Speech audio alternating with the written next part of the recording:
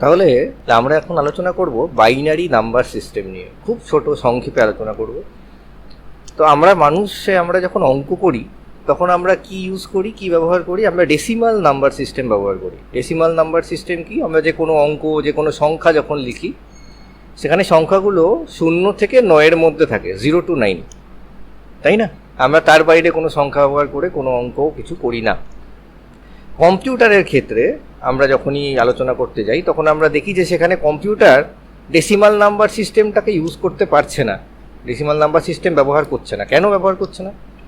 কারণ কম্পিউটারে যেভাবে কম্পিউটার তৈরি করছি, আমরা যখন ভাবি তখন দেখব যে যে ইনপুটগুলো নেওয়া হচ্ছে সেগুলো ভোল্টেজের আকারে পাঠানো হচ্ছে। এবার ভোল্টেজের বিভিন্ন মাপ হতে পারে, ভোল্টেজ কম বেশি, হ্যাঁ, 5 ভোল্ট, 10 ভোল্ট, 15 ভোল্ট, 20 ভোল্ট। ভোল্টেজের এই যে পরিমাণটা, এই পরিমাণটাকে ম্যাপ করা বা রিপ্রেজেন্ট করা এই সংখ্যার ভিত্তিতে এটা খুব সমস্যার হয়ে দাঁড়ায়।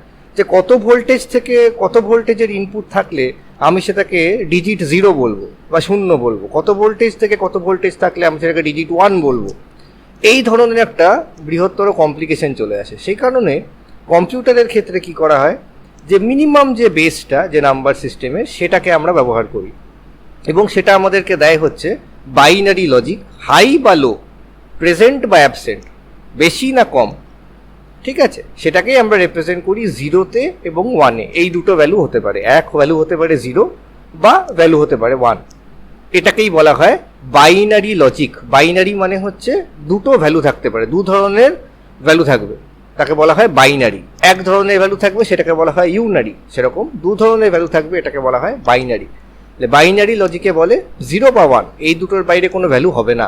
তাহলে ভোল্টেজের ক্ষেত্রেও যদি আমি ভাবি, তাহলে ভোল্টেজ আমি একটা পয়েন্টে ইনপুট দিলাম, সেটা হয় 0 হলো, মানে ভোল্টেজ নেই বা মিনিমাম ভোল্টেজ, আরেকটা হলো 1, যে মিনিমাম ভোল্টেজের বেশি যে কোনো ভ্যালু মানে 1। এইভাবে রিপ্রেজেন্টেশনটাকে ব্যবহার করা হয় যে কোনো কম্পিউটিং সিস্টেমে। এবং এইভাবে যে সংখ্যাগুলোকে আমরা এক্সপ্রেস করছি, এটাকে বলা হয় বাইনারি নাম্বার সিস্টেম, ঠিক আছে? এবং এই বাইনারি নাম্বার সিস্টেমের যে সংখ্যাগুলো, কি কি সংখ্যা আছে? 0 আছে, 1 আছে, দুটোই পসিবিলিটি, হয় ভোল্টেজ আছে নয় ভোল্টেজ নেই, মিনিমাম ভোল্টেজ, ঠিক আছে? তাহলে এইটাকেই বলা হয় বাইনারি ডিজিট। এই সংখ্যাগুলোকে বলা হয় বাইনারি ডিজিট, মানে digits of the binary number system. শর্টে এটাকেই আমরা বলি বিটস। এই যে বি এখান থেকে আইটিএস, বিটস। এই বাইনারি নাম্বার সিস্টেমের এইটা হলো একদম সংক্ষেপে পুরো বেসিক ধারণা। So YouTube Studio says that 93.8% of people who are watching my videos are not subscribed. So I request you, if you find my videos useful, please subscribe to my channel. Thank you.